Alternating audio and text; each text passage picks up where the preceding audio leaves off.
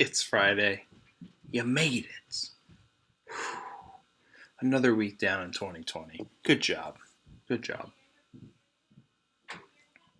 And yes, here we are. We to wrap up our week on how God frees us, sets us up for freedom.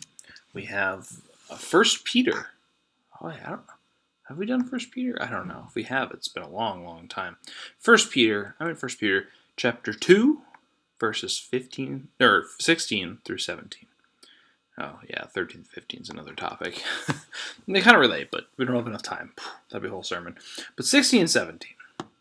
As servants of God, live free. Notice it's servants of God again. It's like Peter and Paul actually agree on something, because they didn't agree on a lot.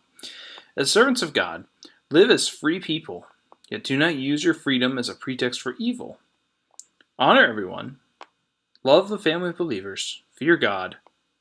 And honor the emperor too. The first half of this section was talking about how to live under authorities, right? But the key to this whole thing is how to live freely. Use it for good. It's kind of building on what we talked about last week, right? So that's why I want to hit that one first, and then let's hit this one to wrap up. Yesterday I spoke at the heart of what this whole week's been about, this freedom that God has given us, how God has done this in the past. Then we heard that that's been building throughout the week, and then Thursday we heard that God gives us this freedom that we can do something with it, something good. And here Peter's saying it again, but even more so. That freedom could be used to love. Love's a special word for Christians. They will know us Christians by our love. It's not freedom, it's our love. It's what we do with the freedom that people will know us by.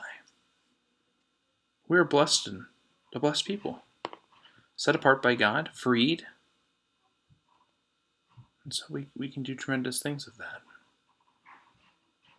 And so when we're doing the stewardship drive, when we're in our ministry teams planning what we should be doing in our personal lives, how we should be giving, what we're striving to, volunteering for, how we're living our lives.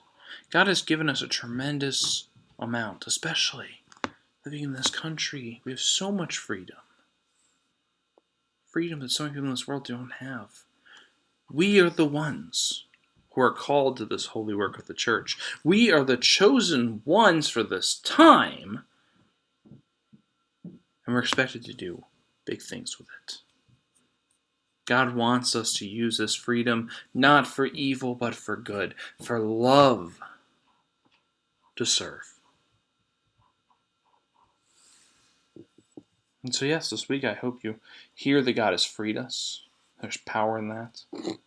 I hope that you heard that God is constantly freeing us from things in our lives, and God has given us thus tremendous opportunity to be able to love and serve as Christ did. The bar is high, but God has given us the ability to meet it, or even exceed it. With God, all things are possible. Have a good weekend. See you Sunday.